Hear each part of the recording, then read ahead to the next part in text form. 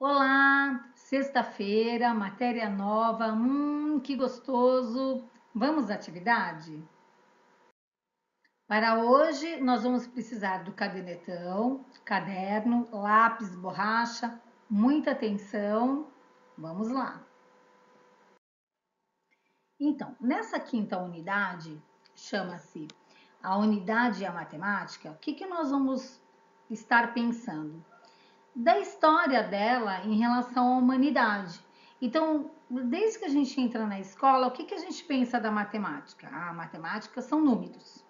A matemática são operações de somar e subtrair, dividir e multiplicar. Mas ao longo do tempo na escola e depois mais na frente, vocês vão estar vendo que a matemática ela não é só isso. Ela envolve vários conceitos. E um desses conceitos a gente já começou a ver, né? A gente começou a ver sobre sólidos geométricos, sobre figuras planas. Então, cada parte da matemática ela é muito importante. E nós vamos ver com Platão, que é um filósofo, né? Que é o mundo das ideias, ele também foi um grande incentivador da matemática. E ele fez, né, dentro da universidade dele, vários estudos. Então, Platão, né, é um filósofo da Grécia Antiga, que foi um grande incentivador da matemática, como a tia Cris já falou. Nasceu em Atenas, na Grécia, por volta de 428 a.C., ou seja, há 2.500 anos atrás. Então, muito tempo, né? E ele, na época, ele começou, né? Os valores da época faziam com que as pessoas pensassem muito, né? Então, nessa época que viveu Platão, ele tinha os discípulos, né, que são os estudantes dele, e é onde o mundo era muito voltado para o estudo, por esse campo das ideias novas. Ele era aberto para essas ideias novas, né? Então, ele foi o fundador da Academia de Atenas, que foi a primeira instituição superior do mundo ocidental em cujas portas se podia ler que ninguém que ignore a geometria entre aqui. Então, Platão ele vai falar da matemática, mas nesse ramo da geometria. Nossa, professora, geometria? Mas a gente já tem geometria, só que com o nome de matemática, ela está dentro da matemática.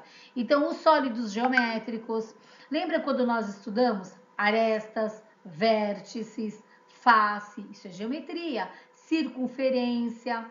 Todos esses estudos são da época de Platão, ou até um pouquinho antes, e eles vêm se aprimorando com o tempo. Então nós vamos ver que Platão, dentro dos estudos dele, ele considerou 5 sólidos geométricos, que são os poliedros, né? São os poliedros de Platão. Vamos lembrar o que são poliedros? São sólidos geométricos que não rolam. Lembram-se? Então vamos ver quais são as características dos poliedros de Platão. Então, Platão e seus discípulos estudiosos, também na área da matemática, já tinham conhecimentos que só é possível construir 5 tipos de poliedros. Então, eles já tinham, dentro dos estudos dele, que só podiam ter 5 tipos de poliedro. Um de um só modo, utilizando só pentágonos. Outro de um só modo, utilizando só quadrados. De 3 modos diferentes, utilizando os triângulos.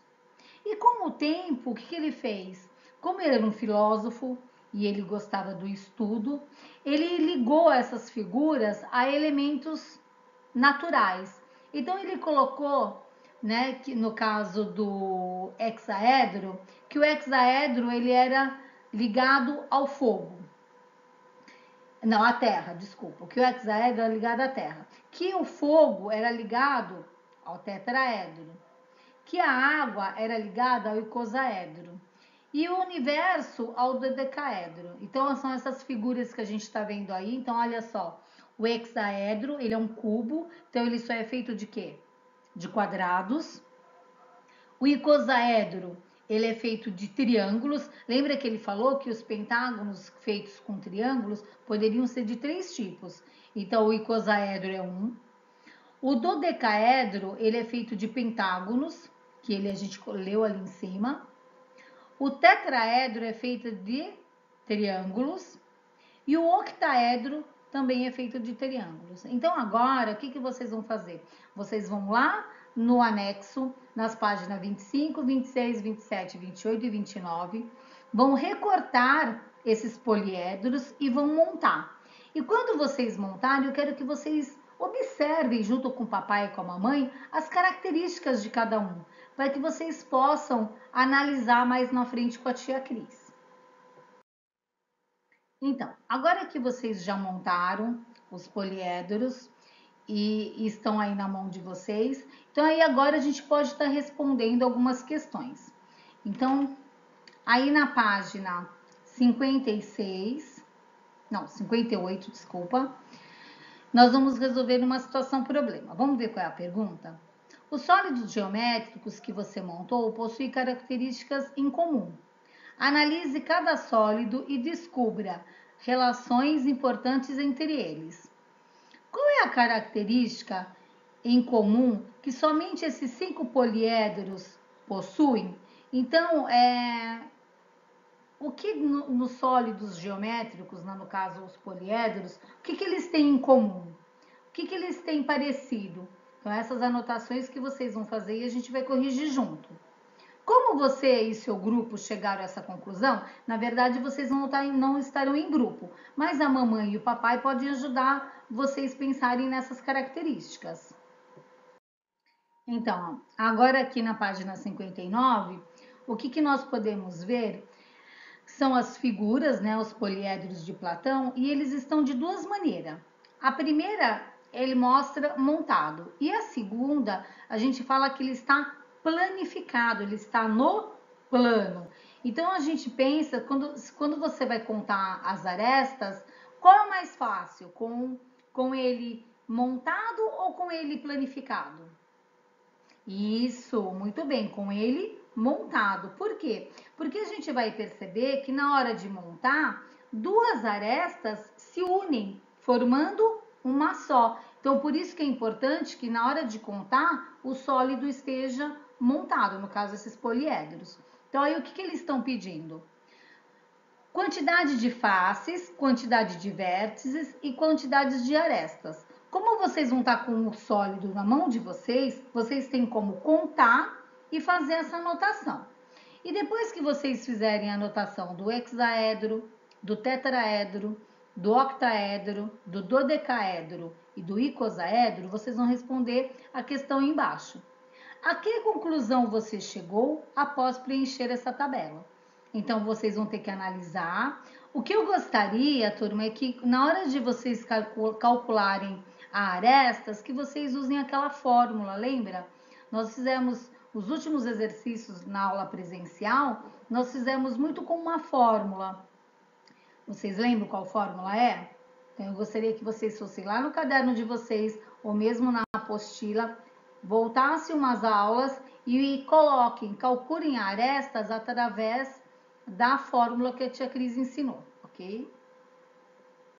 Continuando, né, as atividades de montagem dos sólidos, né, dos poliedros de Platão, ele está pedindo assim: utilize as planificações do blocos de jogos e colhe no espaço abaixo aquela que não permite a montagem de um octaedro. Então, a gente vai lá no anexo, na página 31, e lá existem 4 planificações. Existe uma que não monta o octaedro. Então, eu quero que você pegue esta, cole, e depois você vai explicar embaixo por que você escolheu essa figura. Qual característica que ela tem que ela não consegue montar o octaedro? Sua criação. O aluno objetivo adora laboratório e nós somos alunos objetivo e amamos também o laboratório. Hoje nós não vamos fazer na escola, no pátio, mas vocês podem fazer na sala de vocês.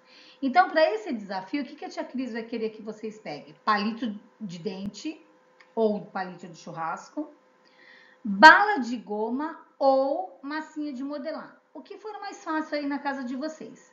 E aí, vocês vão montar essas 4 figuras, ok? E ver aqui, como elas ficam. Então, tem o tetraedro, o octaedro, o hexaedro ou o cubo. E aí, o que a tia Cris quer que vocês coloquem embaixo do nome deles? A quantidade de palitos que são usadas para fazer essas figuras, tá? Depois que vocês fizerem isso, na página 63, vocês vão escolher um que vocês tenham gostado muito de montar e fazer o desenho deles. Tudo muito caprichado.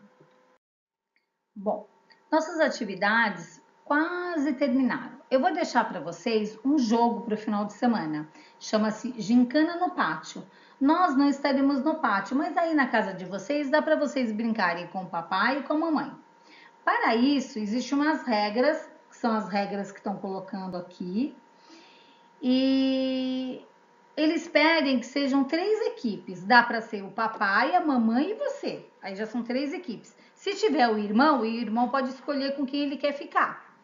O que vocês vão fazer junto com o papai e com a mamãe? Pegar uma folha de sulfite e fazer algumas contas da tabuada. Por exemplo, 4 vezes 8, uma outra conta. 9 vezes 9, uma outra conta. 3 vezes 5.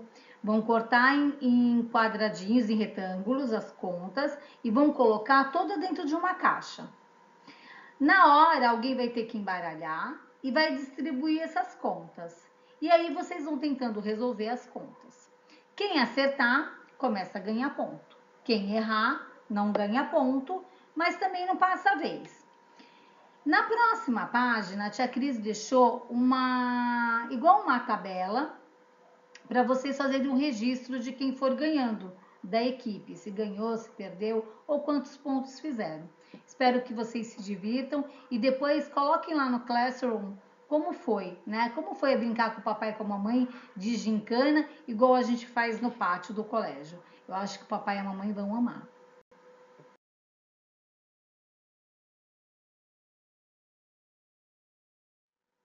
Bom, tarefa. Além da gincana, que é uma brincadeira, né? Não é bem uma tarefa, mas que dá para a gente brincar estudando, vocês vão fazer as lições de casa 16 e 17, páginas da 88 até a 91. Bom estudo, beijos da tia Cris e da tia Raquel. Um bom final de semana para vocês. Até segunda.